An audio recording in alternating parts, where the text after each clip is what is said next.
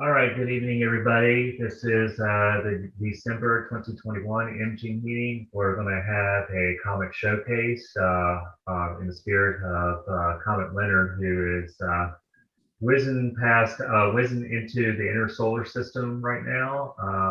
And we thought this would be a good time just to see what everybody's got as far as comet material over the years. So I'd like to welcome you. You can do whatever format you like, showing your pictures from our website, your computer, or what I'm going to do right now is I'm going to show it from the PowerPoint. So let's go ahead and get started. Do the screen share.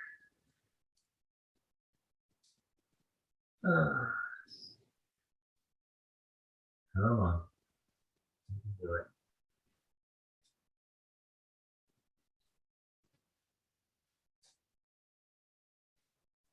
Okay, can everybody see that? Yeah, I can see it. Okay, very good. Okay, so yeah, this is my quick slideshow. I went through it and it looks like from 2008 to 2020, which is the last one comet image I took. I've got 9. So we have Comet Extraordinaire here, Mark Lang, and I was trying to bring this up with the imagers here. I mean, it's not just for imagers solely, but visual observers as well. There's an Alcor Award for observing comets. Can you fill us in on that?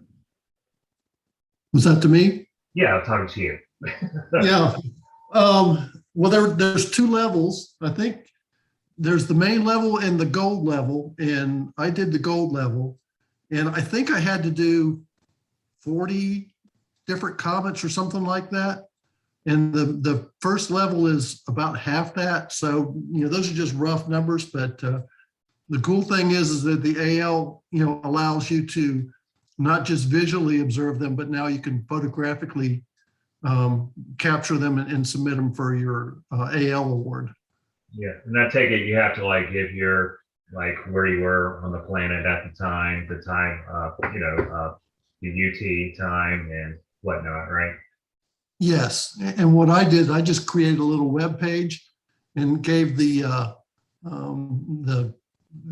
Alcor of the Comet observing program. I just gave him my link and let him look at my pictures through the web. Yeah, very good. Yeah, I had to say that's something that's very unique, just because comets can be sort of rare, but then again, all those that are in the know with amateur astronomy, they're not as rare as you would expect, because once one brightens up, that's what makes the news, and most of the general population think that's all there is, or it's just a comet every now and then, but they're out there, they're everywhere. So anyway, here we go. So this is basically my excursion over the years. So in 2008, my last comet image was 2020. And so this is just kind of a rundown, kind of like what I did with the imaging showcase. This was Comet Holmes came through in 2007, and the thing about Comet Holmes is that it originally wasn't very bright at all, but then it had what was termed an outburst. And basically, that's just where something was disrupted in the body, is it the column? That's the body of the comet, I believe, where there was an eruption and new material came out, and it was very intense, and you could see it, and actually could just barely see Comet Holmes in my place in Raleigh, right off of Wade Avenue, when I was still going to school at NC State. So, but anyway, at the time, I started out with a Dobsonian, but then my next telescope was an equatorial mount, and I was using that Schmidt Newtonian that you see there on the left, and I didn't have an all-out nice CCD camera, which was all the rage at that time, or a DSLR, which was just coming of age. I just had a Nikon 995. I got that really cheap on eBay because at the time there was a lot of afocal adapters for it to attach it to a 1 1/4 eyepiece, and the adapter I went and got that fit the Nikon 995 came from Skeptronics. So I don't even know if they're still around. Mark, would you know? I'm sure you heard of Scopetronics. Oh, I've definitely heard of them. I don't know if they're still around. Okay, well, anyway, that's how I got this image right here. Let's see. Come on. There we go. You already saw this. So you can't really, yeah, obviously, that thing that you're seeing right in the middle there is the actual coma. It's not like a star that it's passing through, but it did develop a tail. It was very slight tail coming out of it, and it was very colorful if you had better equipment. So anyway, so that's Comet Holmes. The next one that came along, I posted a link there in the chat of this next guy, Comet Leonard, which I think is named after an observatory in Taiwan. That was 2009. I used the same telescope, but this time I had upgraded to a all-out DSLR camera. So it was my first well-fitted, well-suited camera for doing astrophotography. So this, of course, was in both images. That was 800 millimeters f4, so it's kind of fast, I guess you could say. Fast optics, and there's Lulene. That was my first decent comet image. I mean, the stars are still a little on the egg-shaped side, but you know, what can you do? I will say, however, this image right here, again, I was still growing into the hobby. I did not have auto guiding for this, and when I was talking before the meeting, the time lapse that I posted there in the chat. Those were also 75 seconds. This image, I think, was like a collection of, I don't know, maybe like 50, 75-second images. And I was just basing that on how many pixels would the comet, you know, streak across before it would make a terrible image. And I just did that actually just using the Pythagorean theorem. So based on what I was seeing on cloudy nights and whatnot. So. There's Lulene. Next one up that I collected was Comet Hartley. There's an official designation, 103P Hartley. I don't know who Hartley is, or if it's the name of the location, but exact same setup, same telescope, same camera. At this time, I had updated to or upgraded from the LXD 75 equatorial mount that came with that telescope there to the Orion Atlas EQG. And Steve Christensen is the proud owner of that, and he has souped it up from what I understand. So let's see. So there's about my best image of it. And that's 103P. Now, there it is without the stuff on the screen. But one thing that happened with 103P that was pretty cool is it whizzed by the double cluster in Perseus. So that was pretty cool. And I took this when I was had moved to Cary by that time. And in Cary, I could just barely see it in binoculars. So it wasn't that faint, but yeah, you needed binoculars to see it, at least for me, I did. So that's Comet Hartley. The next one up, this was just something that I did just out of a whim because I was out at Big Woods at the time, taking an image of, I think it was maybe it was a Trifid Nebula, I'm not sure, but this is the only image I took using a Schmidt Cassegrain. It was a C9.25 of Comet Wild, 81P / Wild. Now by this time, I had moved on to a new DSLR that more resolution, and it was modified so that I could pick up more of the hydrogen alpha signal in other objects that was imaging. And so there's Comet Wild. This when you go back here and look at the stats, that was at 1400 millimeters focal length. So it's up there in your face. Stars look terrible. But you can just see it right there in the back of the tail. Maybe you can see my pointer here. That was a galaxy, I believe. So yeah, that was kind of cool. Hey, Chris, yes, sir. before you finish with that one, Yeah. If it's what I think it is, Yeah. I think they pronounce it Vilt, and I think it's the one where a comet crashed on it and they sampled some particles off the nucleus. Oh, really? I thought they did that with Hartley. Okay. Well, okay. So Vilt, I guess that means it's an Eastern European type name or something like that. Yeah, I think so. If I'm right about that, I'm not positive, but I think that might be right. Yeah. Yeah, I wish I had a smaller telescope at the time. Didn't, but it was there. I was at Big Woods. I did the best I could. At that time, had already had guiding, and well, it's a moving comet. Still not a pro at taking images of it. However, I did eventually get my APO refractor 90 millimeter aperture that I still use to this day. It's my big time workhorse for all things deep sky. And Comet Garrett was the first object I took with this telescope. So nice first light opportunity to break in this new scope, and I've loved this scope ever since. And because when I looked at it, I was using the same Canon DSLR, by the way. When I went to look at it, again, this isn't the best image, but I just noticed how nice and tight the stars were in APO refractors. I was like, oh, okay, so this is like everybody likes APO refractors. Stars look magnificent. They're easily manageable. There's very little false color in them. Nice and tight. So yeah, that's why people use these for deep sky imaging.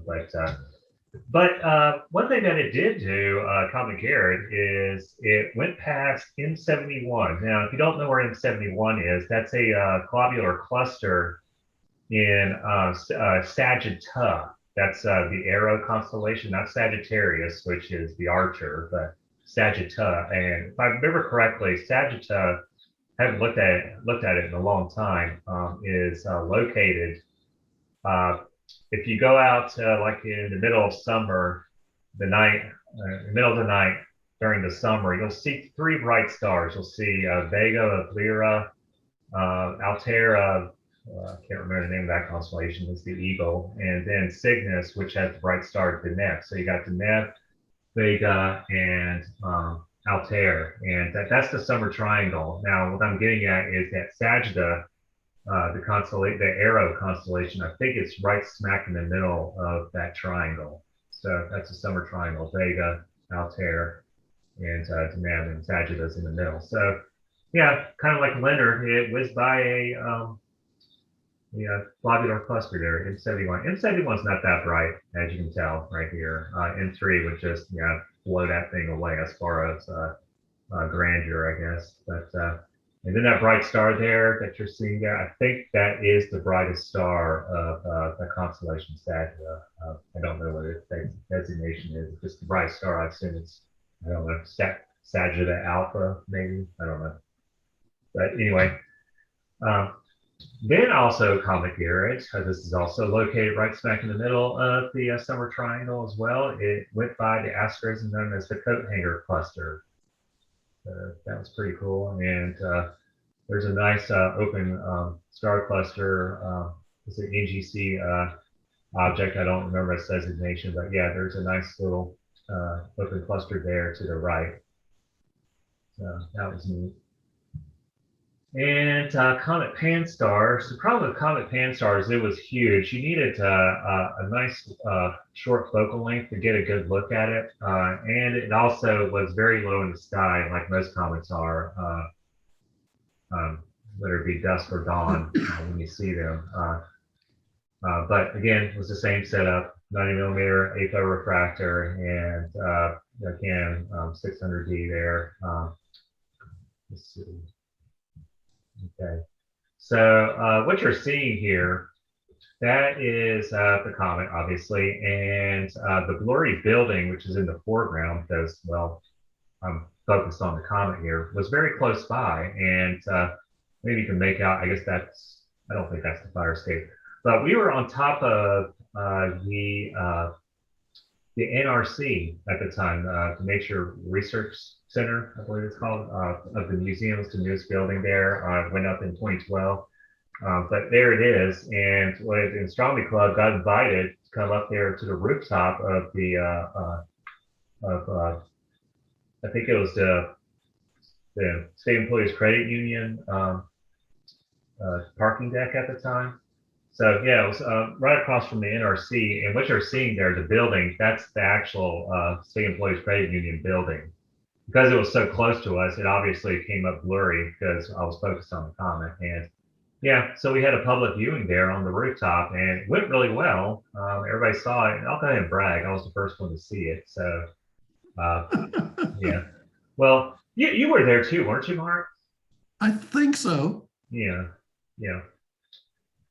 So it was a lot of fun. I know Mark got a better picture of it because the moon was close by in another photo op, and well, because all I had a telescope at the time, I couldn't do a nice panoramic with the moon and pan stars in the same one.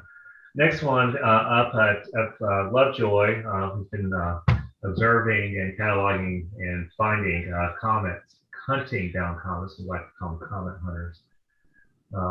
He's found a huge number of comets over the years. Well, there's two of them I have photographed, and this is the first one. I don't know what kind of designation it had, but this was in 2013, and again, same setup, the refractor and modified DSLR, and there it is. It had this little nice, I guess that's part of the ion tail right there going across there, that really sharp streak right there.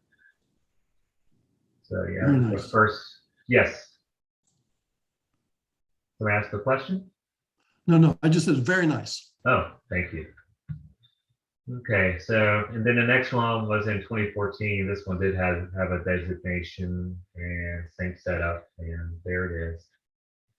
So very nice. That was probably my favorite comet, the image. I wish this one also looked good if you had a shorter focal length, I didn't have my 200 millimeter lens at the time, so that would have been a prime choice to take an image of this. But it's kind of cool to have an in your face look at it. But you notice how wavy the ion tail is there. There were some people who were imaging it, and you could see using a time lapse the actual ion tail, the ion stream just waving around in, I guess, the solar wind. So that was pretty neat. And then, of course, a nice sight to see during the lockdown time of the pandemic. Comet Neowise came by, gave us a nice good look. And so this was the first comet I had ever taken using my 200 millimeter lens. And so yeah, in the foreground there, that's my in-laws. I did this over at my in-laws strawberry farm across the street from us. So yeah, those of you who don't know me, hell of a place to live. I live right across from my in-laws. But so that's all I have. Any questions? No? Okay. Who would like to go next? Anyone? Steve? Mark? I can go when you're ready. Okay. Yeah, sure. Go for it. Okay, let's see. I got to figure out how to share screen here.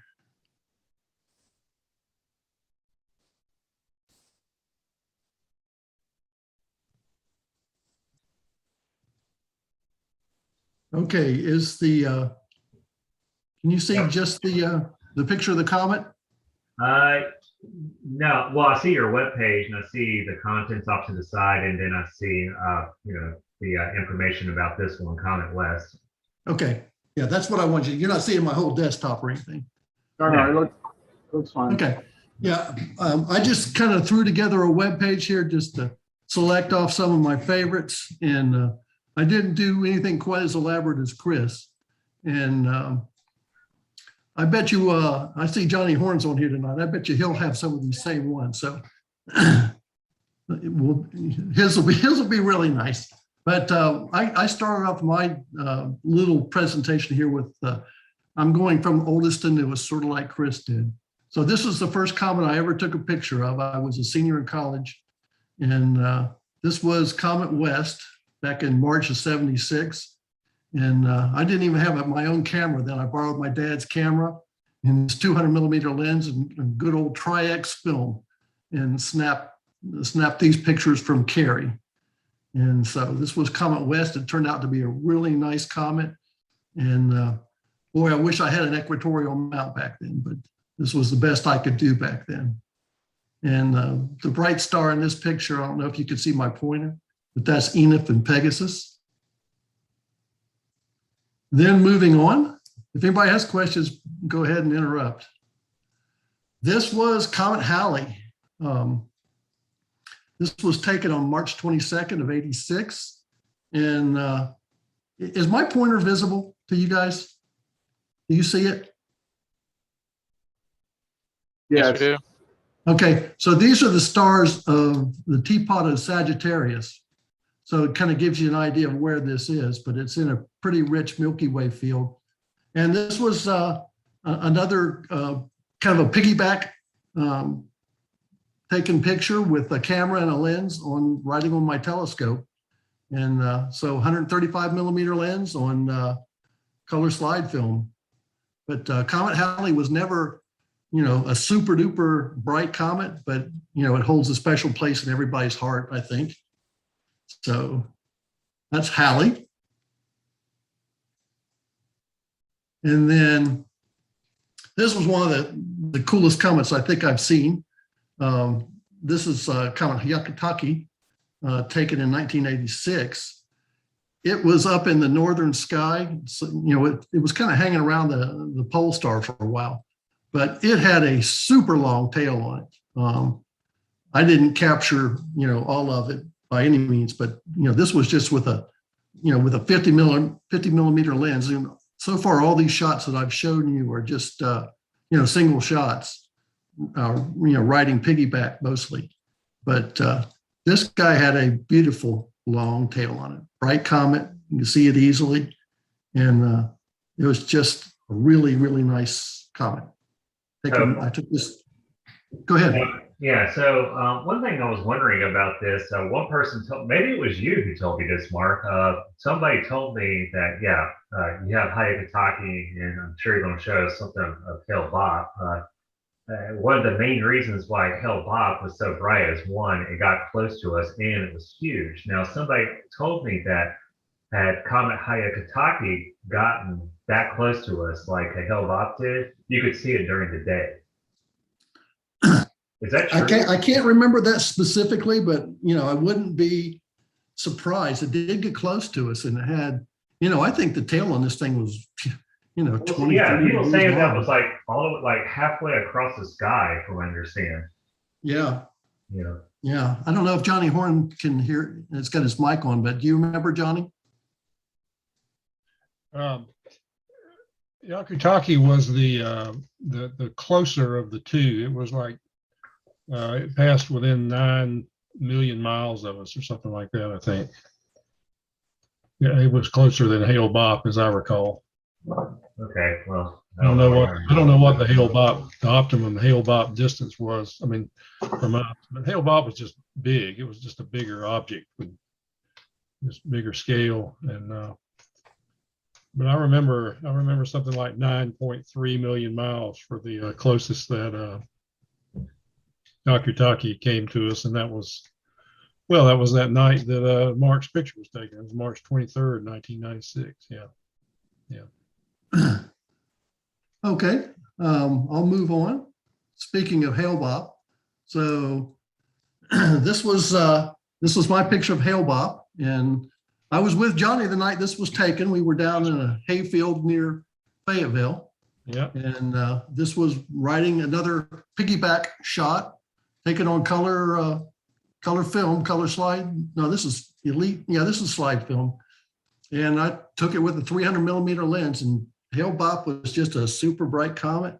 And, easily see the ion tail, broad ion tail, and the dust tail. And it was a fantastic comet to see. And if I remember correctly, it was visible for something like 14 months. Just outrageously long time. Yeah. I don't remember when it was that I first saw it. But yeah, I mean, or what time of year it was. But. Yeah. And then this is very similar to the picture that Chris showed a few minutes ago. This is my picture of Hale Bopp, and I'm sorry, Holmes. And I took this one, Chris, through a C11. Was yours through your 9 1/4? No, it was through the God, I can't even think now. Schmidt Oh, the Schmidt Newtonian new? by me. Yeah, well, just keep in mind that I probably cropped it big time, and plus two, the camera I was using had a super small chip on it. So Yeah. Well, this was taken with, I saw you showed a picture of a Canon DSLR, just like this one was used. But anyway, this was taken on my C11 with a focal reducer. So I don't know, somewhere around 2000 millimeters, ballpark. Super bright comet, hung around for months. And it looked, amazingly, it looked like a cotton ball in the sky. yeah. And it changed a lot over the time that we could see it. And it was amazing. You could see kind of an inner ring here. You can see a dark ring in between the nucleus and the outer part of the coma. And pretty cool, pretty neat comet. So one thing about that, I was telling everybody here when, or actually I probably said it during my presentation, were you able to see it there in Cary visually? Oh, yeah. Yeah. Yeah. I didn't think it was that hard to find. I mean, if you knew what you were looking for, yeah, I was able to see it fairly well. Did you get any other pictures of it where it just got like bigger and bigger, but yet fainter? Yes, I did. Okay, right. I don't have that one here, but I can show it, in a minute if you want. Yeah, sure. Yeah, just. I'll come back to it. Okay. Oh, wait a minute. Let's see. Well, let me come back to it, Chris. Okay, very good. And then here is this picture, on the scale of comet pictures isn't super duper great, but this is probably the best comet that nobody around here ever really saw. Mhm. And this is Comet McNaught, which became a spectacular comet in the Southern Hemisphere. Probably the comet of the century. And, this was my picture of it, the best picture I ever got of it. But the cool thing about this picture to me is that I was standing on the dam of Lake Crabtree and kind of in the northern part of Cary. And the comet was just over the horizon. Like this is probably probably less than a degree above the horizon. And you can still see the nucleus and the tail in this comet. And so, I think most pictures of comets that we take around here are measured in minutes and many seconds. Well, this picture was 1/30th of a second on slide film. So you saved that it was that low. Were you able to see it visually too? I think I found it with binoculars. Okay, all right. Yeah, I'm sorry. This was not slide film. This was the digital camera, digital SLR. Okay. But it was cold. This was in January. Wait a minute. I think I got a little bit of text down here. Let's see. I'll say, I'm not sure if I had the date. Yeah, January 10th, 2007. So anyway, I wished I'd been, in South America or Australia or something when this one came around, because it was really something. And we're getting close to the end. Here's my picture of Lovejoy, similar to what Chris showed earlier, except mine's a little bit closer in. And I tracked on aligned on the comet nucleus, but I was just amazed at all the little streamers that showed. You see multiple little streamers coming out of it. Took this out of Big Woods with my Genesis. Were you able to see that visually? I'm sorry, repeat that again? I'm sorry, were you able to see that visually out in Big Woods? I believe so. Okay, yeah, I couldn't see it. I mean, I wasn't there at Big Woods. I'm just saying I couldn't see it where I was. Yeah, for some reason, these comets, the good ones are in January or in the cold months. But Yeah, that's probably a good thing because we get clearer skies. yeah, and if the comets are on the ecliptic, they, tend to be higher in the sky during January. Yeah. I put up a link to what the Comet McNaught looked like in the Southern Hemisphere on the Oh, chat. okay. You get the one with the big curving arch with all the streamers coming off of it? Yes, Yeah. that's astonishing. If you've never seen that picture, click on the link that Steve sent out and you'll be amazed. Yeah. All right, moving on. This is my picture of Neowise, taken on July 10th. And I took this one from the same spot that Comet McNaught picture was taken from. And this was just a tripod mounted camera shot. I had a 200 millimeter lens, and it was taken after the start of morning twilight. And this guy was, Neowise was just, a great comet for us, especially. And having it come in July was not a great thing, I think, but it came during the pandemic, like Chris mentioned, and it gave us all something neat to do outdoors. Unfortunately, it was very, in the wee hours or, like an hour before sunrise. Yeah. My notes here say that I took this at 5 a.m. So you definitely had to be, willing to get up early, at least initially. After it came around into the evening sky later on. Yeah.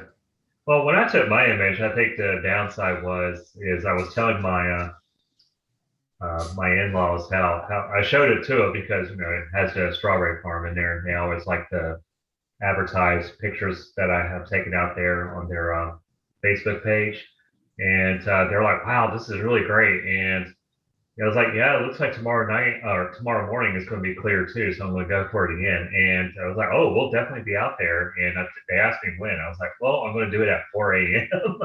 And so they're like, "Oh, okay, yeah, we'll get up for that." And thing that sucked is that I really wish they were out there to see it, that picture that I just showed you guys, because the next day, yes, it was clear, but my God, it was hazy. It was crazy hazy. Wow, that rhymes. All right, go ahead. I was shocked that the skies were as good as they were, this morning. But well, you always figure you're going to have better skies in the morning. Yeah. I think that's why Joe Pettit takes all his pictures in the morning. All right, and then I guess we've all seen these, but this is my version of the Comet Leonard passing M3, the globular cluster. And I think we've all talked about that a fair amount on the list server. And then finally, I've got a little time lapse that I put together on that. And it not only does it show the comet's motion, but it shows the horrible high clouds that we were dealing with, at least here in Cary. Well, you still got that nice image up there. I mean, I didn't get anything.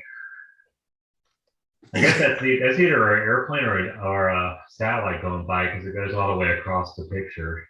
Yeah, my guess is it was a satellite, but I don't know. I was only half awake. Very nice. This was early in the morning. Okay, unless there are questions, I'm going to stop the share and turn it back over to you, Chris. Okay, any questions, guys? No? Okay, who would like to go next?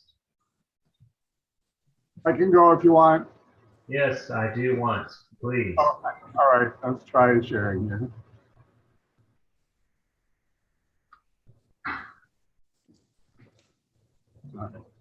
Tell me, does that work? Yep, I got it. Yeah, okay. When this comet was coming out, I was doing narrowband stuff, and so I just decided one night, because it was early in the morning, I'd try to do the comet, not knowing what I'm doing, especially trying to do LRGB. So I managed to get something. So this is the first picture I took and processed LRGB. And as Mark said, it needed to be a wider field. So I tried it again another night. Let's see. I can move over. Okay, that's the same night, but just stacking just the L part of the LRGB with the star trails, because that was probably about 20 minutes or something like that, maybe a little longer of short exposures. And so I just put that together. And then I reprocessed what I'd done the previous night. Reprocessed the images and got something maybe a little bit better, more wide field. With the tail, I think a little bit better than the previous one. Still not entirely happy with it. I'd probably process it again to get something better. But I've learned that if you're going to do LRGB, you need to do LRGB and then go back and do LRGB. Because if you try to do L and then R and then G and then B, getting them all together, it just doesn't work. So next time there's a comet I'm going to do, if I have to do LRGB, I'll do it a different way. More likely, I'll just stick a one-shot color camera on it and do it that way. But that's why I didn't want to tear the whole system down to do the comet when I was doing other things with it. And then this is my little time lapse of the L part of that. And again, as Mark pointed out, there were high clouds and things flipping through some of the images here. So this is probably about 20 minutes of motion or something like that. And I learned a lot just in the processing in PixInsight and Photoshop and whatnot to made these things. So it was well worth the effort. What scope was that, Steve? This was with my StellarView 70 millimeter. Okay. And the 2600 ASI 2600 monochrome camera with a bunch of color filters and stuff on the Atlas mount. That's nice. Yeah. So, I mean, Steve does bring up a good point for those who are, for all the other people who are listening, is that comets are really difficult to do simultaneous filtering of the different colors with a monocam. So, as Spark and Steve mentioned, a color camera is the way to go with this. And the easiest way out for that is that if you want to image a comet, is usually the best your best bet is with a DSLR, because again, comets can be huge, so you may not need a telescope at all, but you may need a camera lens, or you may not need a telescope at all, because a camera lens will do. Well, most of us don't feel like going out and buying a camera lens adapter for our Astro cams or CMOS cameras, CCD cameras, whatnot. Prefer to use a DSLR. So anybody who wants to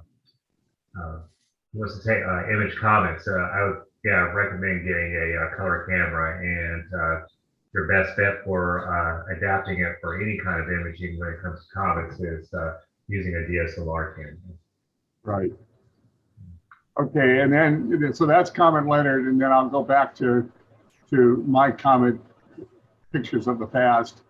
There's Neowise. I'll just bring this up bigger. There's Neowise. This is out at the ice cream place in southern Hillsborough, the Mapleview Farms place. And there were a lot of people out there watching this every night I was out there. And you could really see this there. So it was kind of an interesting place to be.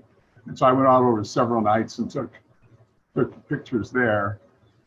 Just with a camera on a tripod. And then over the space of one night, I did a bunch of images and watched it move. And that was a lot of fun. And there's a reprocessing there to bring in more stuff out. That was a fun time to do that. That was probably several hours worth. Yeah. When you did these pictures, this was at the farm. Did you say this was at the farm? Yes. Were there like tons of people out there early in the morning? Yes. Wow.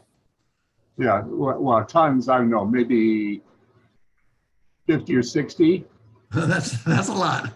Well, that's not really unusual for that place. I've been out there for like lunar eclipses and stuff, and the same thing happens. It's a very well-known place because of the nice western horizon there. You can see interesting things, and so it's a nice place to go for this kind of thing. And it has beautiful sunsets just regular time. All right, and then here's Neowise again with a thunderstorm in the distance, and which was great. The whole thing was very pretty that night. Let's see. And then this is another one. I don't know if is Neowise even in here. Yeah, over a long period of time. I can barely see it there. It's, I on the think that's right-hand one side? thing. it's over on the right side and going down. There we Oh, go. there we go. Yeah. Yeah, I think that this may be with a different camera another night. It's probably another. No, it's the same night that you can see the thunderstorms. Yeah, the Thunderheads look nice in there. Yeah, so that was a fun time to shoot that. Okay. All right, let's see. The next one is, okay, there's the double cluster with fan stars, 2017. So it wasn't, wasn't very magnificent at that point, but it was neat to have it just in that field there. What telescope did you use for that? Let's see, I honestly, I think it was just, this was probably with my Stellar View 102. Okay, I thought so. All right. And it may be cropped some too. I don't remember. I didn't write it down on here. I'd have to look it up. Then this is what, I don't even know when this is, 22 time lapse of a different comet. I don't even know what that, maybe Lovejoy, I'm not sure. Okay, that's Lovejoy. This was at Big Woods, if I remember correctly. And just doing the inverse black and white sometimes brings out things you can't see the other way. And then, okay, this is, I don't know what the name of this is. It looks like one of the ones you guys have shown. This would be in 2020. No, 2014 Q2. I don't know. I don't know what this one is, but it looks like one that and I think this was also done out of Big Woods. Looks like Lovejoy. That is probably Lovejoy, yeah. And that's another one. I don't remember what it is. This is near M101. Is that what that is down there at the bottom? Yeah, we're getting back to times when I was taking things, I wasn't documenting like I might now.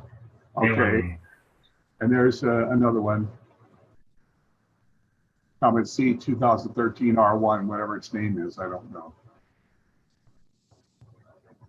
And then, okay, and then there's Comet Wirtanen near the Pleiades in 2018.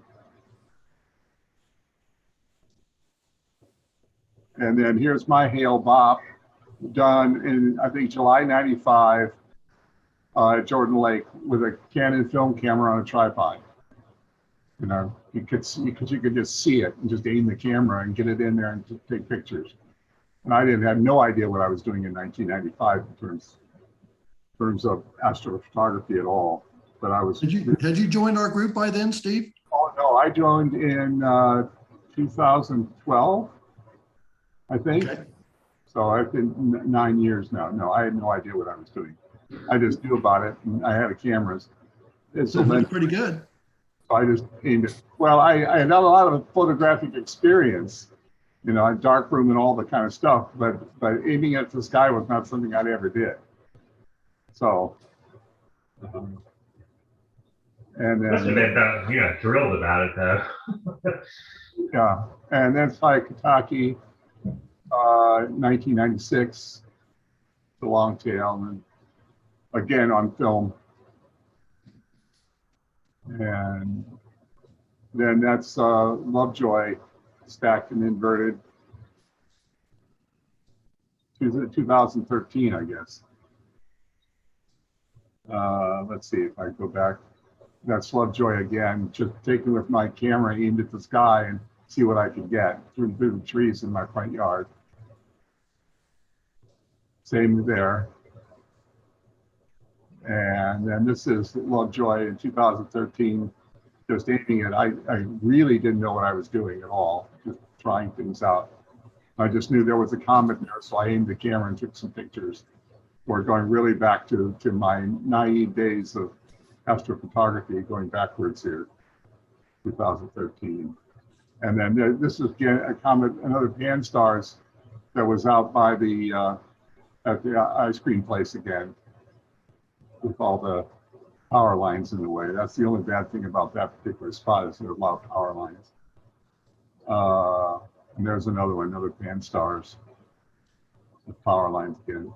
And that's all the comments I've got, Chris. All right, very good. We've been at it for a while. So Mark, I know you probably just showed us a selection of your best material there, but you said that you've taken like dozens of comet images. Oh, yeah, Yeah. multiple Was- dozens. Well, you had Wild, or not Wild West there, for 1976. What is that your oldest image? Yes. Okay, I didn't know if you had said that or not. Okay. So, wow, nice going, guys. Anybody else like to show any images? No? Come on, Johnny, Okay. you're going to show us one, right? I've just got a couple together here just while the meeting's been going on. I wasn't sure that I'd be able to attend the meeting tonight, so I didn't cobble anything together, but I've got a few here that we can look at just that I got off my Facebook page. Yeah, sure. Show us what you got. Okay. This is the animation I did of Comet Leonard on December 3rd, passing M3. It's 55 2-minute exposures animated, and beginning of the loop, you can see it coming out from behind a tree on the eastern horizon there. And but this is with a 8-inch RASA and a ASI 071 camera attached to it, and it's 55 back-to-back 2-minute exposures from my backyard. Was this shot from inside the dome, or was this? Yeah, it's from the observatory. Yep, sure is. Okay. Let's see. What optics did you use? The 8-inch RASA. Okay. Yeah, 400 millimeter f2. And they're 2-minute exposures. Well, yeah, that's pretty impressive. I mean, I wouldn't. Well, it is impressive, Johnny. I just say that for 2 minutes at f2. Wow. And yeah, like I would have thought it'd been brighter, with f2. I mean, yeah, and I had some high clouds drifting in and out too. You can see that it kind of flickers, and had plenty of satellites and that kind of thing. So can you see the Facebook page there? all I see is just looks like a Windows photo app is what you're showing us right now. Oh, okay. All right. Let's I guess see. you get out, share, and then go back in and select. Yeah. That's what I need to do. I only got like 1 or 2 more here.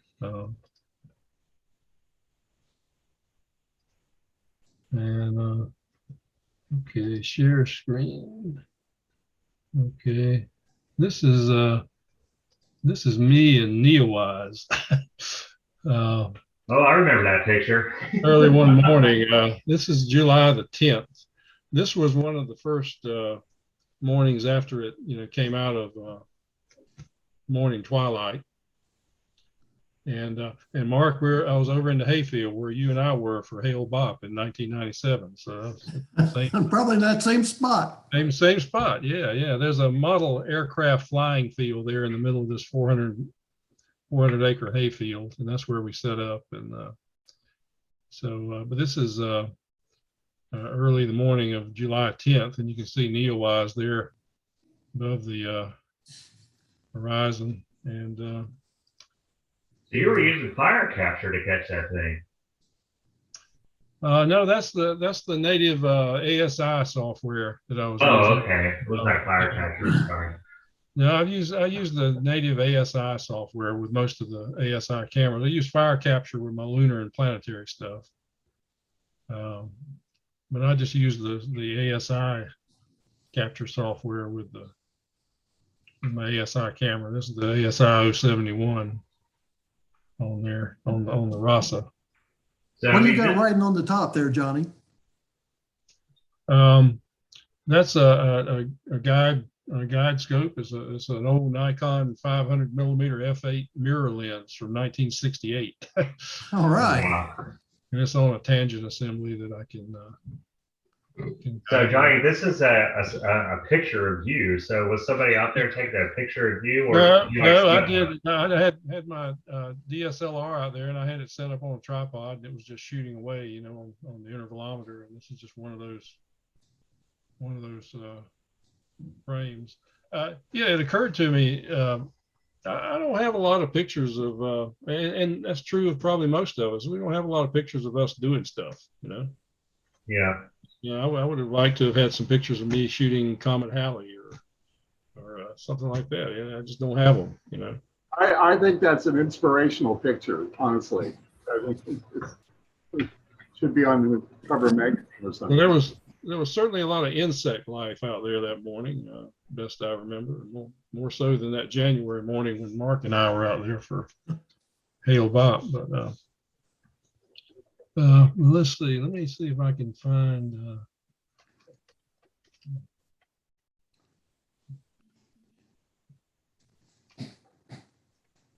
Get to another one here. Yeah, this is a picture from. Can you see the Facebook screen? All right. Oh yeah, definitely. Okay. This is that same morning. This is just a single frame from the RASA as Neowise was rising, and it had these cool, you know, clouds in the foreground just as it broke the horizon.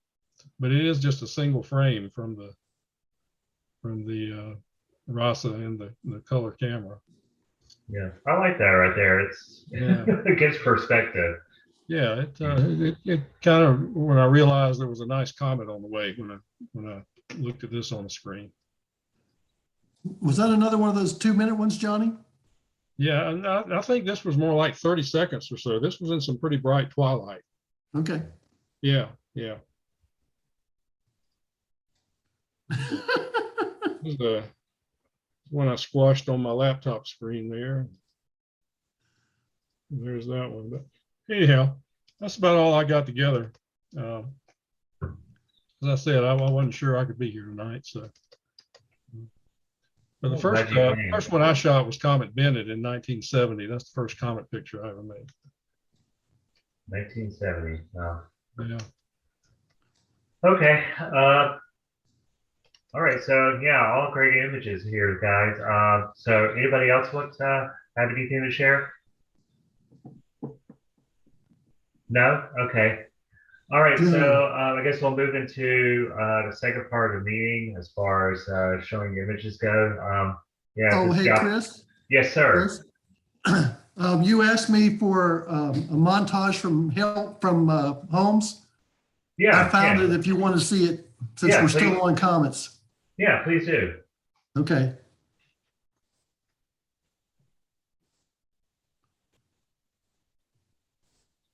Montage me. So this was Holmes over the span of a couple months. And I put them all together at the same scale so you could see how it changed over the period of time. Different telescopes, but you know, printed on the screen here, they're at the same image scale. So the one on the far left is what I showed you already. And then the rest of these are how it evolved later. So you could see like on the right, the nucleus and it became, in the middle part of it, became more of a traditional looking comet if you ignored the big fuzzball coma. Yeah, when I look at this, if you go back to your first image there, like if you will, just slide across there. Yeah, if you look at that, it's more ball shaped. Whereas if you look at the other images, it actually looks like something traveling through space.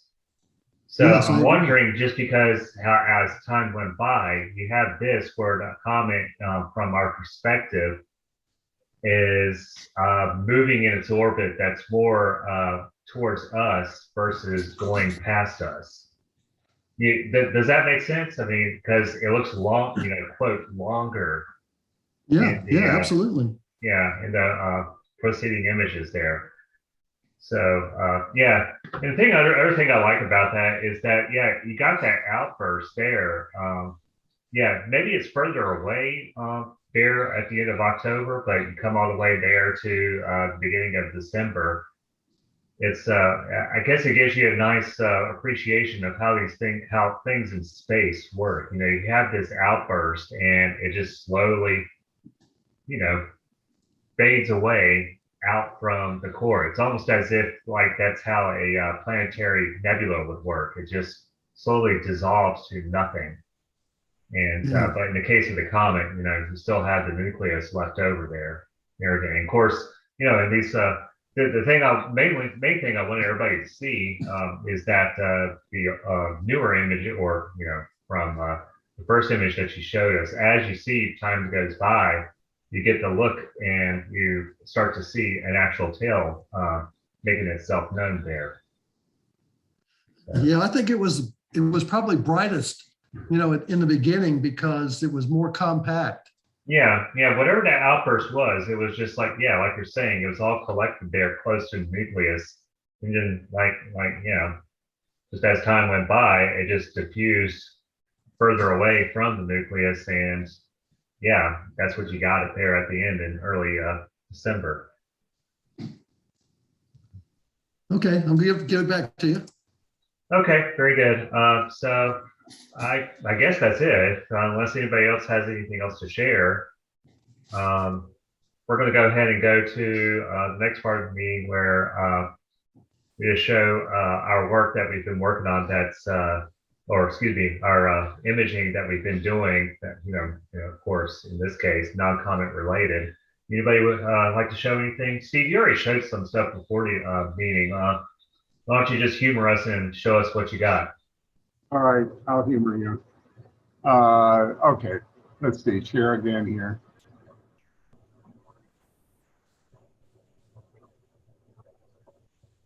All right, tell me if you see that. Yeah, I got it. Okay, what I'm doing is I have an ASI 2600 mono camera and a bunch of 3 nanometer filters now. So I've been, the past month or two since I got these things, I've just been trying it out to see what I could get, what it would do.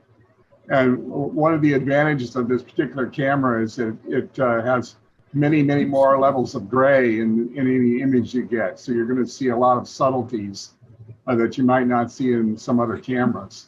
And the 3 nanometer filters give you much better contrast in between things as well. So I've been just aiming at different things. Sometimes things that are well known, like this Orion Nebula image, and then other things that are very obscure and very dim. So I'll show some of those.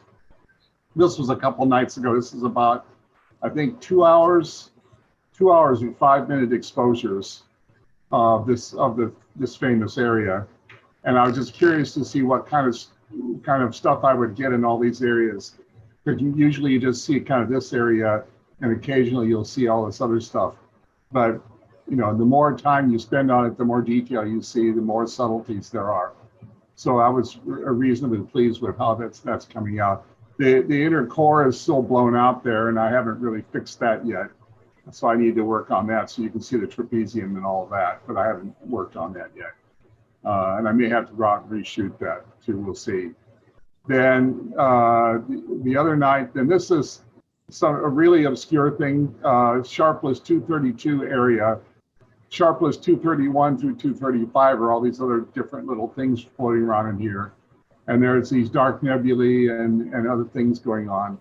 So this is, when I first shot this first picture with a 5-minute exposure, this wasn't even visible.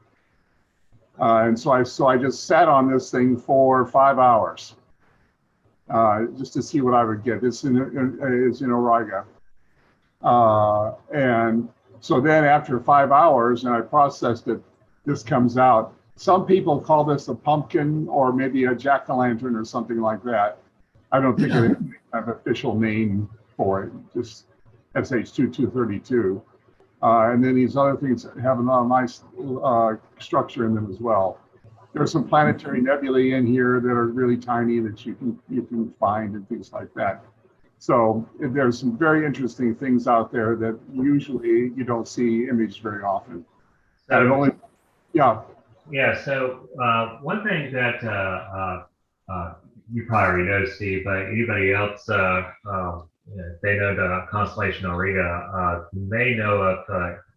Just looked at your Flickr page, Steve. To like, I don't know what the actual cardinal directions are, but to the lower left of this, if you were to go further off the field, I think that's where the Flame Nebula is. That's this. Yeah, there you go. That's So, cool. And this is 36 5-minute 3 hours of exposure there.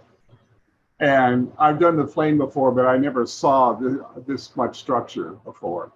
So I'm extremely pleased with how this camera and filters are working, because, you know, I've looked at a lot of other flame nebula pictures, and with other cameras, you don't see this level of structure in them. And so this was with my 102 millimeter triplet stellar view. So I was getting a little closer to that. But there are all these other areas around this with nebulosity of different kinds with interesting structures. So I was reasonably pleased with this one and how it came out. I haven't done any of the color yet. I've got the oxygen and sulfur filters, but I haven't tried it with this yet. Very nice, Steve. Very nice. Thank you. Yeah, I think that's one of the advantages of that camera right there, because of the dynamic range. For those people who don't know what's going on here, Steve mentioned it, or Steve touched on it just recently, just a few moments ago. How many shades of color or tone, or shades of tone that this thing can pick up, and the reason why that is that this camera has a 16-bit brings about 16-bit color tone or tones to it. So I think that's like, gosh, I think at 8-bit it's like 6, or not 8-bit, but I know it's like millions of tones. I think is what it comes out to be. But that's what, yeah. So you're right, Steve. I mean, that's the biggest advantage of this camera, is that you're going to pick up a lot of subtleties that you normally couldn't do that with. It's an APS. It's an APS-C sensor as well, so there's a lot of pixels. Yeah, exactly. And I mean, 16-bit dynamic range in a camera. That's not very common in the hobby. So if you get a camera that can do that, then you're pretty much set for a while, unless there's some other breakthrough that comes along.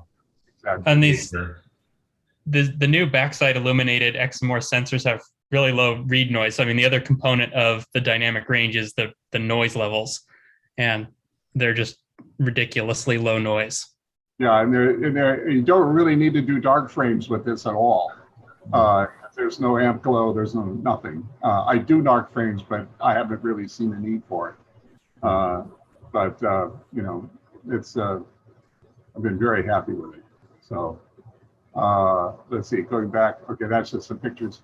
Again, the number of pixels allows you to blow these things up dramatically. These are 2 feet by 3 feet, so you can get really good resolution if you try to print something out. Okay, then I was trying to do the flying bat and squid nebula early on, just to see if I can do something. And I think let's see if it was very difficult to do. Let's see what I do. 11 hours of O3 to get the squid in the center of it, and that's not nowhere near enough. You really need to do about 40 hours, and I just haven't gotten around to doing that yet. So most of this is oxygen free for the squid. So that was just one of the first experiments I wanted to try to see if I could get anything. And a single frame, you don't see that at all.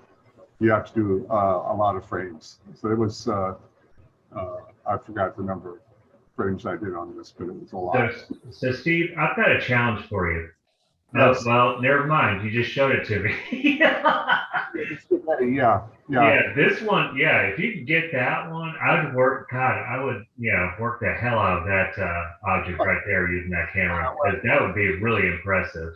This was with the 70 millimeter, so it's too big for the 70 millimeter. I'm going to need to use the 200 millimeter lens on it to get the whole thing into a single frame. This is not cropped. This is just what shows up. So if you want to get the whole thing, you need to use a smaller focal length. Yeah. So I'll probably put this camera on the 200 mil when I get back after vacation. I'll try this again and see what I can do, and with all the filters. Yeah, so people who don't realize that's a supernova remnant, and it's like, God, I think it's about the size of the whole Veil Nebula complex, if you want to compare it as far as scale. These are 20-minute exposures. There's Wow. 9 20-minute exposures to get this, just this much. And if you're doing, this is hydrogen alpha.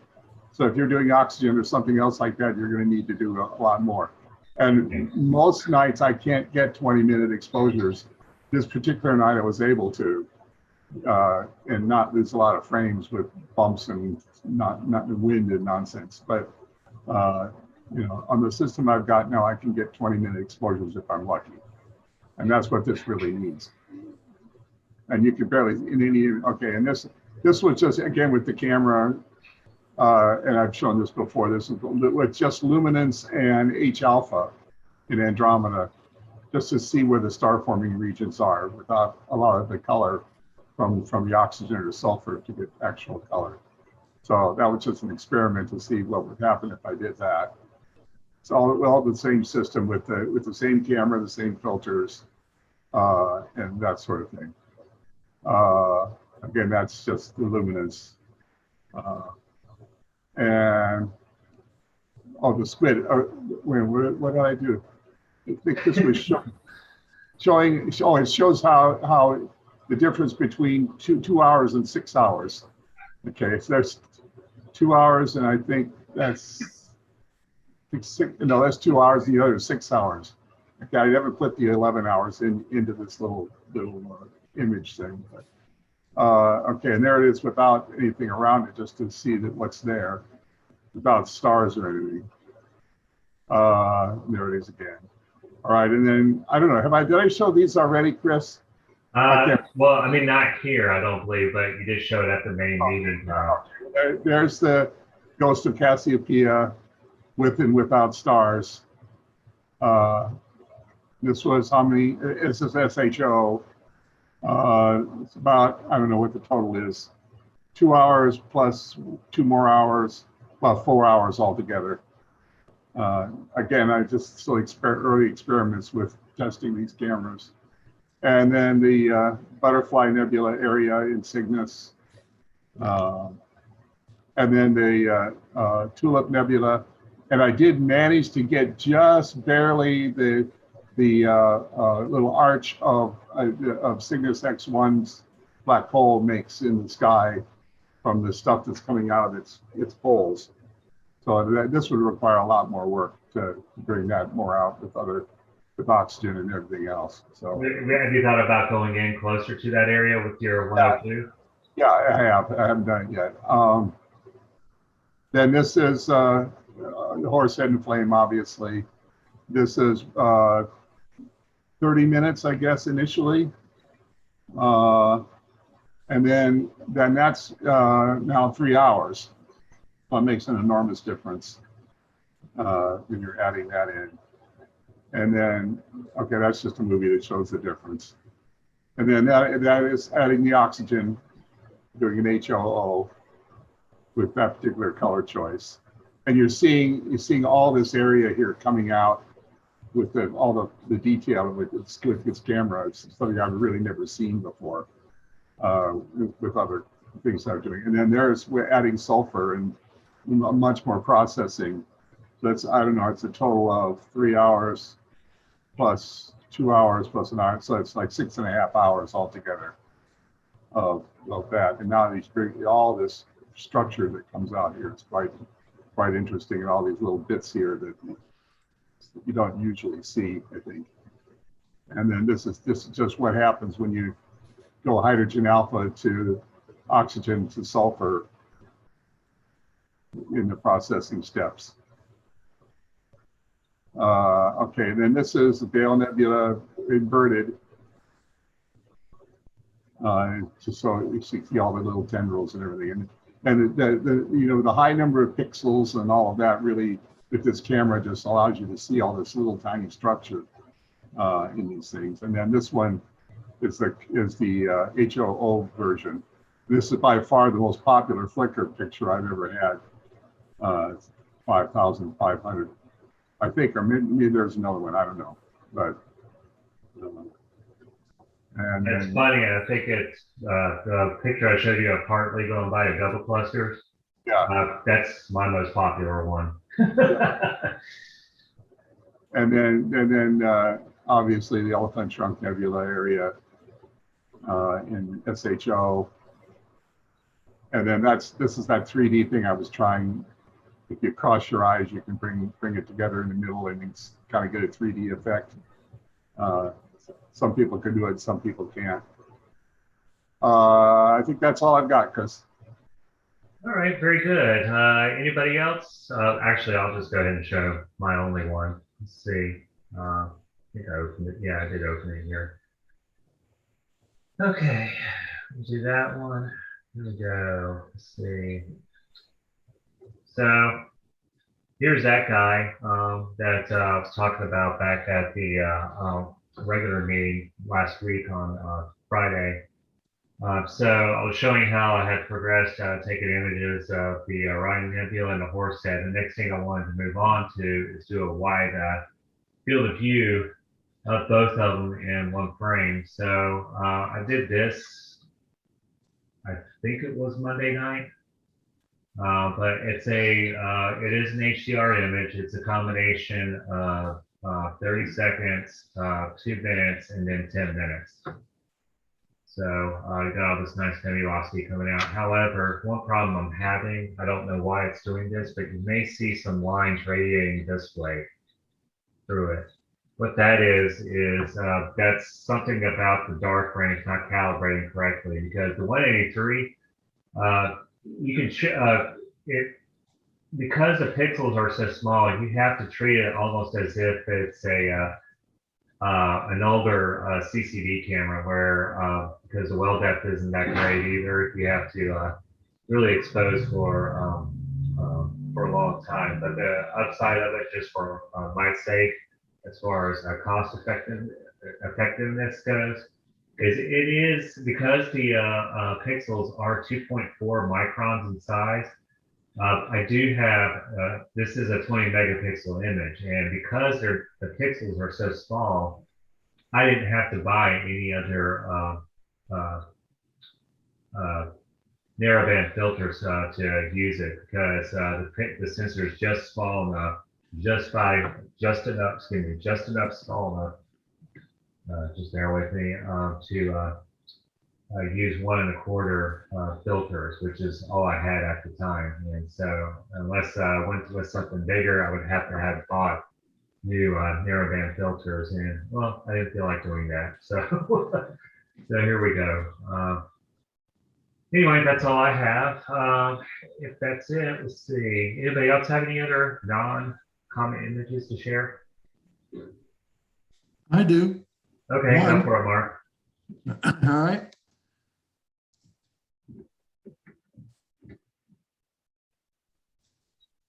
It's been a while, but we forgot we had a total lunar eclipse about a month ago. And so this is my 1 second shot through my Genesis 4-inch f5 refractor of the almost total lunar eclipse. Was that the closest to, well, I wouldn't say totality, but that was when it was the most obscured, right? Yeah, it was within a minute or so of the maximum. I don't know what the right word is. I guess it's just called maximum eclipse, maybe. Yeah, maximum eclipse. Yeah.